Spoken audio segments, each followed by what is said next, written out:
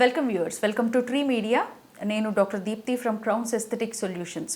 లేదు ఉంది అని చెప్పాలండి. టాటూలు వేసుకుంటే హెయిర్ లాస్ అవుతుందా అంటే లేదు ఉంది, రెండు విషయాలు ఉన్నాయి ఇందులో.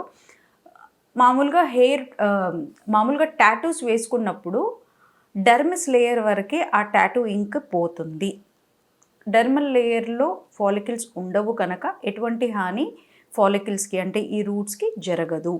కానీ ఒక్కొక్కసారి ఆ టాటూ ఇంక్తో పాటు వాడే నీడిల్ మరీ డీప్గా వెళ్ళినప్పుడు, డర్మిస్ లేయర్ దాటి కిందికి వెళ్ళినప్పుడు హెయిర్ ఫాలికల్స్ని ఒకవేళ డిస్టర్బ్ చేస్తే ఇన్గ్రోన్ హెయిర్ అంటే జుట్టు మొలుస్తుంది కానీ పైకి ఇలా పొడుచుకు రాకుండా లోపల లోపల పెరుగుతూ కర్ల్ అప్ అయిపోయే ఛాన్సెస్ ఉంటాయి.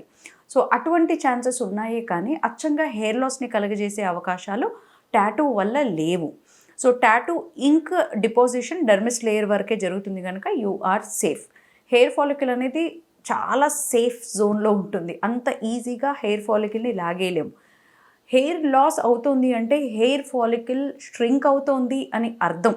అంతేకాని ఏదైనా ఒక నీడిల్ ద్వారా పొడిచినట్లయితే కొన్ని రోజులు ఇన్ఫ్లమేషన్, అంటే ఈ టాటూ ఇంక్ వేసేటప్పుడు ఆ నీడిల్ ఒకవేళ తాకిందే రూట్స్కి అనుకుంటే కాస్త ఇన్ఫ్లమేషన్, ఆ చుట్టూ ఫాలిక్యులైటిస్ ఇన్ఫ్లమేషన్ అయ్యే ఛాన్సెస్ ఉన్నాయి.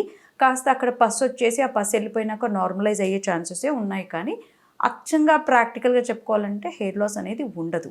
అలాగే ఈ టాటూకి హెయిర్కి లింక్ ఏంటి అని అనుకునే వాళ్ళకి ఇంకొకటి, బాగా హెయిర్ లాస్ అయిపోయిన వాళ్ళకి కూడా తలపైన టాటూస్ వేస్తూ ఉంటారు. దీన్నే మైక్రో పిగ్మెంటేషన్ అంటూ ఉంటారు. హెయిర్ కలర్డ్ ఇంక్ని టాటూయింగ్ చేస్తారు స్కాల్ప్ పైన చిన్న చిన్న హెయిర్ లాగా. సో మనకు ఈ ఏరియాలో హెయిర్ లేదు, స్కాల్ప్ మొత్తం ఉంది. కమోఫ్లాజ్ చేయడానికి, లేదా ఇక్కడ ముందు కొంచెం గ్యాప్స్ వచ్చినాయి, హెయిర్ ఉన్నట్టుగా మనం మాస్క్ చేస్తూ ఒక కమోఫ్లాజ్ చేస్తూ హెయిర్ ఉన్న ఫీల్ని ఇవ్వడానికి కోసము మైక్రో పిగ్మెంటేషన్ అనే ఒక టాటూయింగ్ ప్రొసీజర్ చేస్తూ ఉంటారు. So tattoo as such doesn't cause any hair loss అండి.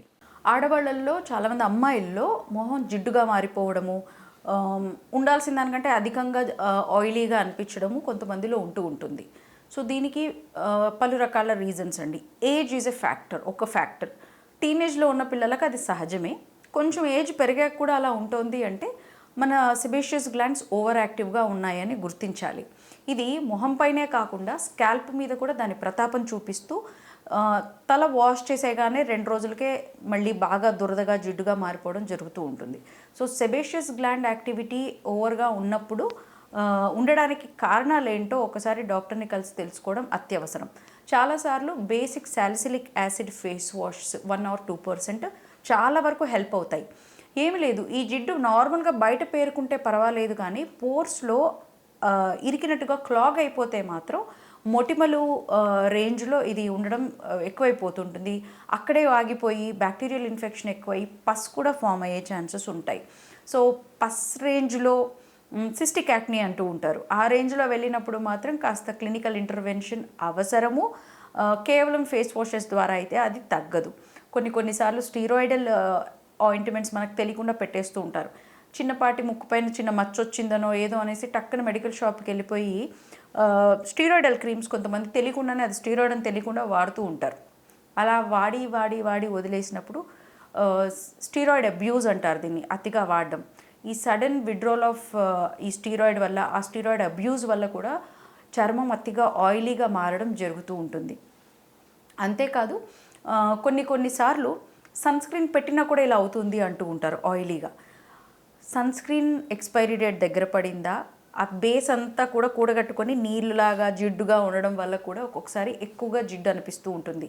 సో ఇవన్నీ అబ్జర్వ్ చేసుకోవాలి. మొహం పైన అసలు ఏం పెడుతున్నాము, ఓవర్గా వాష్ చేస్తున్నామో కూడా చూసుకోవాలి. ఒక్కొక్కసారి కొంచెం జిడ్డు వచ్చింది కదా అనేసి మాటికి సోప్ పెట్టేసి కడిగేస్తూ ఉంటారు చాలామంది. అటువంటప్పుడు కూడా జిడ్డు ఇంకెక్కువగా ఇనుబడించే అవకాశం ఉంది. ఇది ఒక సైకిల్ అండి. జిడ్డు వస్తుంది, ఆ జిడ్డుని అలానే వదిలేస్తే ప్రాబ్లం లేదు. దాన్ని వేసి బాగా తోమేసి రుద్దేసామనుకోండి డ్రై అయిపోతుంది.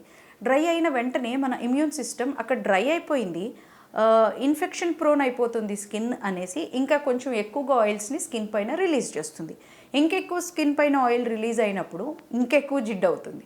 జిడ్డు అయింది కదా అని మళ్ళీ మనం కడుగుతాం, మళ్ళీ డ్రై అవుతుంది. డ్రై అయినందుకు ఇమ్యూన్ సిస్టమ్ బాగా ఆయిల్స్ని రిలీజ్ చేస్తుంది. So this is a cycle. ఇది అర్థం చేసుకొని ఎక్కువగా మొహాన్ని తోమడము, కడగడము తగ్గించాలి. రోజుకి మహా అయితే పొద్దున ఒకసారి, సాయంత్రం ఒకసారి మొహం కడిగితే సరిపోతుంది. అతిగా కాస్మెటిక్ ప్రోడక్ట్స్ వాడడం కూడా ఈ జిడ్డు చర్మానికి ఒక కారణం. సో ఎక్కువగా మొహం కడగడం ఏమైనా చేస్తున్నారా చెక్ చేసుకోండి.